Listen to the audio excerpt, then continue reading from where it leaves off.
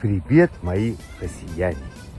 Я сейчас чищу снег и подхожу к моей маленькой лошадке Фунтику. Чищу снег, подхожу к Фунтику и говорю: Фунтик, Фунтик, а что это у тебя на носу? А он чавкает и говорит: сопля. А я ему говорю: нет, Фунтик, это не сопля, это Новый год. И прислали нам вот такие опять красные яблочки, подписчики. Да, будем кушать и справлять Новый год. Правда, Фунтик? Правда.